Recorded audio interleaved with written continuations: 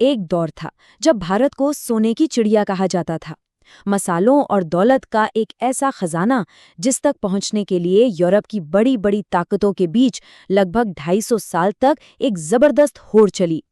तो आज हम उसी महत्वाकांक्षा, व्यापार और टकराव से भरी रेस की कहानी को समझने वाले हैं। तो इस बड़ी रेस की शुरुआत हुई कैसे और इसमें खिलाड़ी कौन कौन थे? ये टाइमलाइन देखिए, ये हमें कहानी की एक शुरुआती तस्वीर देती है। सबसे पहले 1498 में पुर्तगाल, फिर लगभग 100 साल बाद इंग्लैंड और डच, और आखिर में फ्रांस। सबकी टाइमिंग अलग अलग थी और यही बात, आप जानते हैं, इस मुकाबले को और भी दिलचस्प बना देती है। इस कहानी को हम एक एक करके समझेंगे, एक नए समुद्री रास्ते की खोज से लेकर पुर्तगाल के शुरुआती दबदबे, फिर डच और अंग्रेजों के आने, ब्रिटेन की मजबूत पकड़, और आखिर में वो निर्णायक लड़ाई अंग्रेजों और फ्रांसीसियों के बीच जिसने भारत का भविष्य ही तय कर दी। तो कहानी की शुरुआत होती है एक आदमी और एक ऐसी खोज से जिसने दुनिया का नक्शा हमेशा के लिए बदल दिया। सोचिए जरा, सदियों से यूरोप और भारत के बीच का जो व्यापार था वो जमीन के रास्ते से होता था, जिस पर अरब और वेनिस के व्यापारियों का पूरा कब्जा था। वास्को डा गामा का 1498 में कालीकट पहुंचना सिर्फ एक खोज नहीं थी, ये उस पुराने सिस्टम पर एक सीधी चोट थी। इसने यूरोप की ताकतों के लिए भारत के दरवाजे सीधे समुद्र से खोल दिए, और मसालों के व्यापार पर कब्जे की ये रेस असल में यहीं से शुरू हुई।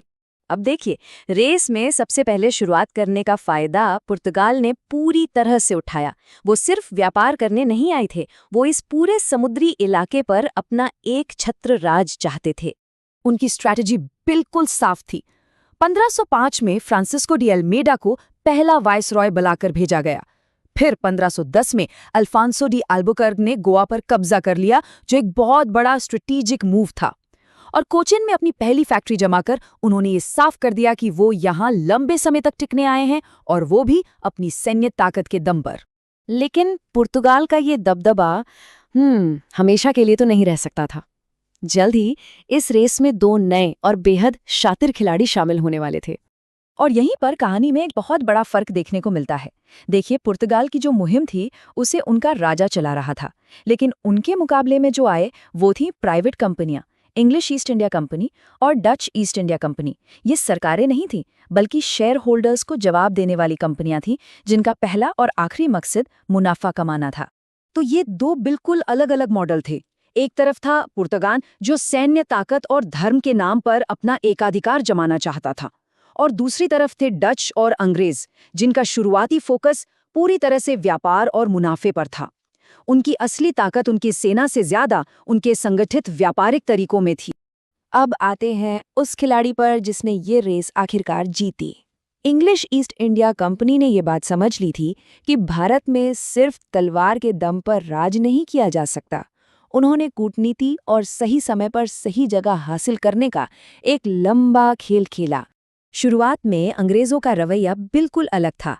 वो हमलावर बनकर नहीं, बल्कि व्यापारी बनकर आए।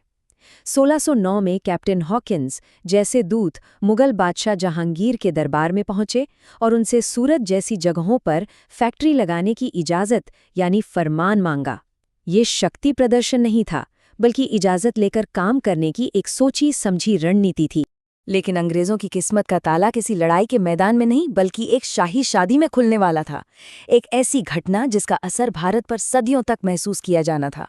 ये शादी थी इंग्लैंड के राजा चार्ल्स द्वितीय और पुर्तगाल की राजकुमारी की, और दहेज में पुर्तगाल ने बॉम्बे का पूरा द्वीप अंग्रेजों को दे दिया।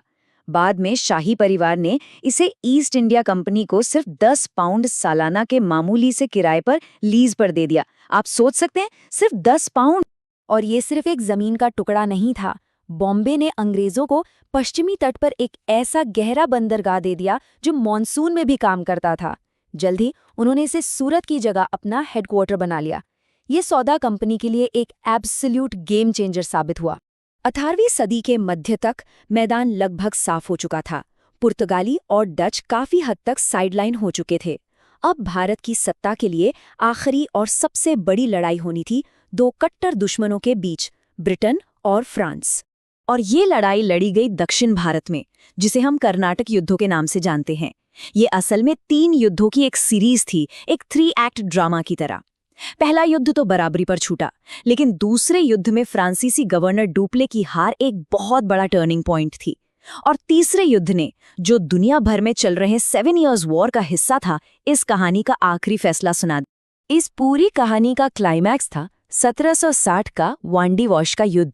इस एक लड़ाई में अंग्रेजी सेना ने फ्रांसीसियों को ऐसी निर्णायक हार दी कि भारत में एक साम्राज्य बनाने का उनका सपना हमेशा हमेशा के लिए टूट गया। तो रेस अब खत्म हो चुकी थी। पुर्तगाली, डच और अब फ्रांसीसी सब या तो बाहर हो चुके थे या बेहद कमजोर। मैदान में अब सिर्फ एक ही ताकत बची थी, इंग्लिश ईस्ट इंडिया कंपनी। 1763 की पेरिस संधि ने इस नतीजे पर आखिरी मोहर लगा दी। फ्रांसीसियों को उनकी फैक्ट्रियां तो वापस मिल गईं, लेकिन एक शर्त के साथ कि वो अब उनकी किलेबंदी नहीं कर सकते। इसका मतलब साफ था, वो व्यापार कर सकते थे, लेकिन अब वो राजनीतिक या सैन्य तौर पर कोई खतरा नहीं थे। भारत में यूरोप की सर्वोच्च शक्ति अब ब्रिटेन। और यहीं से एक नया और शायद ज्यादा अहम सवाल खड़ा होता है कि जब सारे प्रतिद्वंद्वी हार जाएं, तो एक व्यापार करने वाली कंपनी इतने बड़े उपमहाद्वीप का क्या करेगी? बस यहीं से ईस्ट इंडिया कंपनी का किरदार बदलना शुरू हुआ, एक व्यापारी से एक शासक का। और यहीं से भारत में ब्रिटिश राज की नींव पर